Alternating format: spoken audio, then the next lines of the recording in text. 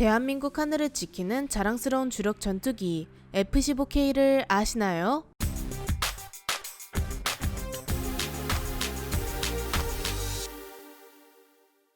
안녕하세요, 지식스토리입니다. 이번에는 우리나라 공군의 주력 전투기인 F-15K 슬램 이글에 대해 알아볼 텐데요. 제2차 세계대전을 겪으면서 하늘을 나는 군용기의 위상이 갈수록 높아지게 되었고, 모든 나라는 하늘을 지배하기 위해 항공기술 개발에 온 힘을 쏟았습니다. 전쟁의 중심이 지상 병력이었던 과거와는 달리 점차 전쟁의 중심이 하늘로 옮겨가고 있었죠. 지상 병력이 아무리 전투를 잘한다고 할지라도 하늘에서 날아오는 폭탄을 막을 수 있는 방법은 얼마 없었습니다. 공중에서의 압도적인 능력 앞에 공군의 역할과 입지는 커져만 갔죠. 이런 흐름에 발맞춰 많은 국가들이 항공기에 많은 투자를 하다 보니 하늘에서의 싸움에서 이기는 것이 전쟁의 승패를 가르기 시작했습니다. 즉, 제공권 장악이 전장의 핵심이 되었죠. 물론 소련과 같은 경우는 하늘을 조금 빼앗긴다고 할지라도 수십만 대의 기갑 병력을 보내 단숨에 적을 제압하고자 했지만, 이는 엄청난 희생을 감내해야만 시도할 수 있는 전술이었고, 서방 유럽과 미국은 소련과 같은 길을 걸을 수는 없었습니다. 따라서 미국은 제공권을 장악하기 위한 많은 연구를 진행합니다. 하늘을 장악하는 방법에는 여러 가지가 있는데요. 대표적으로 방어적 제공 작전과 공세적 제공 작전이 있습니다. 방어적 제공 작전은 말 그대로 하늘 위에서 방어적으로 전투를 수행하는 것인데, 최대한 멀리서 공격적으로 날아오는 전투기를 미리 탐지해 아군의 제공권을 지키는 것입니다. 지대공 미사일과 공대공 전투기의 협업이 있어야 하고, 강력한 레이더와 정확한 미사일이 뒷받침되어야 하죠. 또한 공세적 제공 작전은 매우 공격적으로 전투기를 운용해 최대한 많은 적 전투기를 격추시키는 데 집중하는 것입니다. 상대로 하여금 방어에 집중하도록 만들고 빠르게 침입해 적의 지대공 미사일이나 전투기와 같은 위험 요소를 한 번에 제거하는 것이죠. 이렇게 특화되어 있는 분야가 다르다 보니 전투기 운용에 많은 어려움을 겪었습니다. 이런 고민을 하던 미국은 명품 전투기 하나를 탄생시키는데요. 바로 F-15입니다. 물론 F-15도 처음부터 만능은 아니었습니다. F-15는 강력한 공대공 전투 능력을 갖고 있었기 때문에 공중전에서 우위를 점하기에 매우 충분했습니다. 하지만 여전히 공세적 제공 작전에서 필요한 공대지 타격 능력이 부족하다고 여겼고, 완벽한 제공 작전 임무 수행을 위해 뛰어난 공대지 능력도 갖춘 F-15E로 업그레이드를 진행했죠. 우수한 공대공 능력에 강력한 공대지 타격 능력도 있으니 말 그대로 완벽한 기체가 탄생한 것입니다. F-15E는 종심 타격 전폭기로도 불리는데, 쉽게 말해 적이 갖고 있는 대공 시설을 파괴하는 것도 가능하며 적진 깊숙이 자리 잡고 있는 핵심 시설을 타격해 아군에게 전쟁 상황을 유리하게 이끌어줄 수 있는 것입니다. 아니나 다를까 수많은 실전 경험에서 F-15의 우수함은 확실하게 입증되었고, 세계에 엄청난 위험을 떨쳤습니다. F-15의 명성이 세계에 널리 퍼져나가고 있을 때 한국에서는 F-4 팬텀 전투기가 노화되고 있었습니다. F-4는 60년대 말부터 우리나라에 들어와 활약하고 있는 대한민국 주력 전투기였죠. F-4 팬텀이 노후화되면서 북한이 갑작스런 공중 도발을 감행한다면 피해가 클 수밖에 없는 상황이었습니다. 그래서 대한민국 공군은 F-4 팬텀을 대체할 사업으로 1990년대 FX 사업을 시작하게 됩니다. FX 사업으로 여러 후보 기종들이 있었지만 당연하게도 한국에서 눈독을 들이고 있는 기체는 바로 F-15였습니다. 프랑스의 라팔, 유럽의 유로파이터 등 여러 기체가 있었지만 F-15를 따라오는 것은 무리가 있었죠. 대한민국 공군은 앞으로 북한의 공군 전력을 압도하고 동북아에서 중국과 일본에 밀리지 않는 공군력 보유를 위해 총 120대에 달하는 F-15를 도입하기로 계획했습니다. 하지만 1997년 IMF 외환 위기가 발생하면서 원화의 가치가 폭락해버렸고, 같은 예산으로 120대의 F-15를 구매하는 것은 불가능해집니다. 그래도 F-15라는 전투기를 포기할 수는 없었고 1차적으로 40기의 F-15를 도입하는 것으로 사업을 마무리 짓습니다. 우리나라가 들여오게 된 F-15는 앞서 언급한 공대지 능력도 강화된 F-15E였는데요. 이 F-15E를 우리나라 공군에 맞춰 개량했습니다. 무장과 여러가지 센서 등 여러 부분을 개선해 기존의 강력한 F-15E보다도 더 강력한 전투기로 재탄생합니다. 2002년 4월 이렇게 F-15K의 역사가 시작되었고, 2차 FX 사업을 통해 F-15K 21기를 더 들여오면서 총 61기에 달하는 F-15K를 대한민국 공군이 운용하게 되었습니다. 여기서 애매하게 21기를 들여온 이유는 한 기가 사고로 손실되었기 때문에 60기를 맞추기 위한 것이었죠. 이후 하나가 더 추락하는 사고가 발생해 현재는 59기만 남았습니다. F-15K는 슬램 이글이라는 별명이 붙었는데 기존의 스트라이크 이글과 달라진 점이 많기 때문에 이름도 바꿔서 붙인 것입니다. F-15K의 재원을 함께 살펴보자면 전장은 19.43m로 기존의 F-15E와 변함이 없고 중량은 14.3톤 정도입니다. 승무원은 2명이 탑승하죠.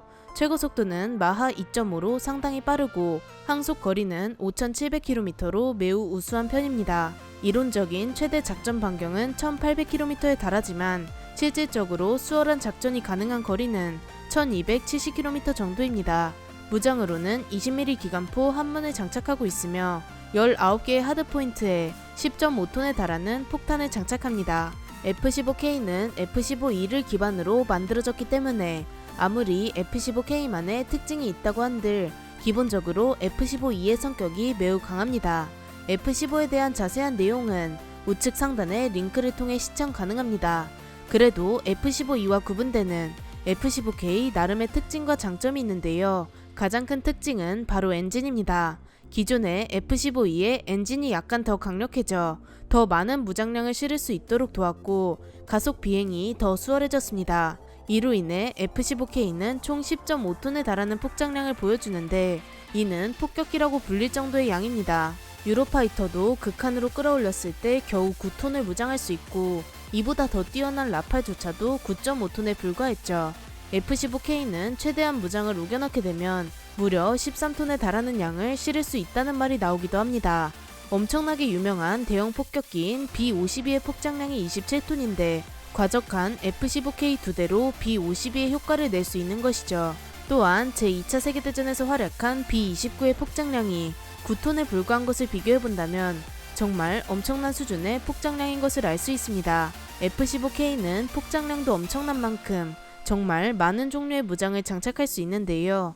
가장 대표적으로 제이담과 슬램 ER이 있습니다. 제이담은 정밀 유도 폭탄으로 원래는 유도가 되지 않는 엄청 거대하고 멍청한 폭탄인데 정밀 유도 장치를 부착해 정확한 투하가 가능하도록 한 것이죠.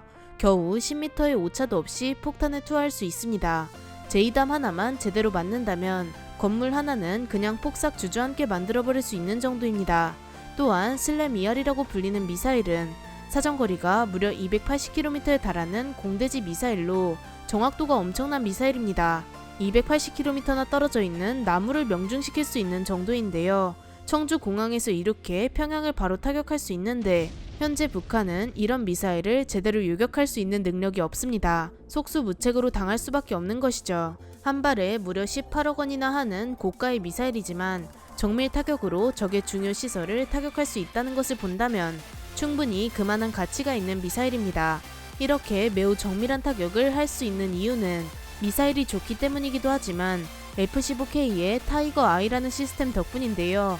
타이거 I 시스템은 항법과 조준을 도와주는 장치인데 지형을 추적해 비행기가 정확히 어디 있는지 알 수 있고 어두운 밤이나 비바람이 몰아치는 환경에서도 문제없이 사격과 비행을 할 수 있도록 도와줍니다.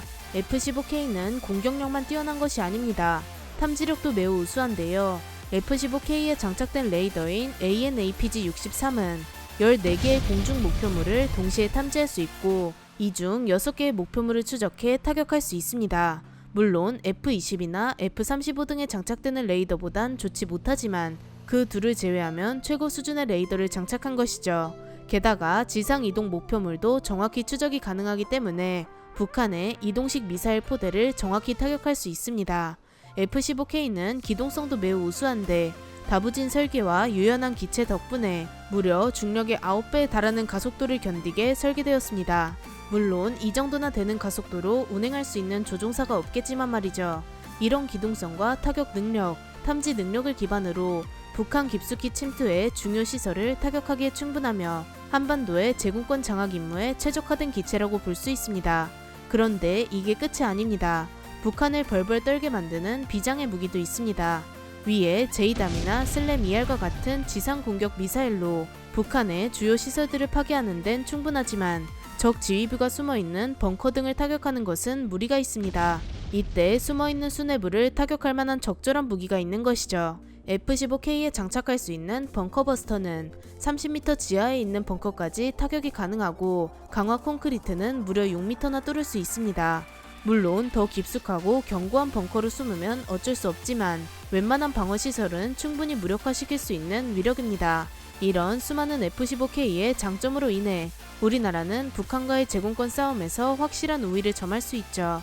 군 관계자의 이야기에 따르면 F-15K 한 기는 북한의 주력 전투기 10기와 맞붙어도 이기고 돌아올 수 있는 정도라고 하는데 국군이 59기나 보유 중인 F-15K가 뜬다면 그야말로 확실하게 제공권을 확보할 수 있는 것입니다. 얼마 전까지만 해도 F-15K는 한반도의 최강 전투기였지만 F-35A가 우리나라 공군에 도입되기 시작하면서 최강의 자리는 F-35A에게 넘겨주고 있습니다. 이를 통해 한국의 공군은 한층 더 강력해졌죠. F-15K는 1차 도입 때 791억 원, 2차 도입 때 920억 원으로 들여왔으며 현재 가치로 본다면 대당 약 1000억 원에 도입되었습니다. 이렇게 대한민국 공군을 빛내는 하늘의 수호자 F-15K 슬램-이글에 대해 알아보았는데요. 영상을 재미있게 보셨다면 구독과 좋아요 부탁드립니다. 감사합니다. 지식스토리였습니다.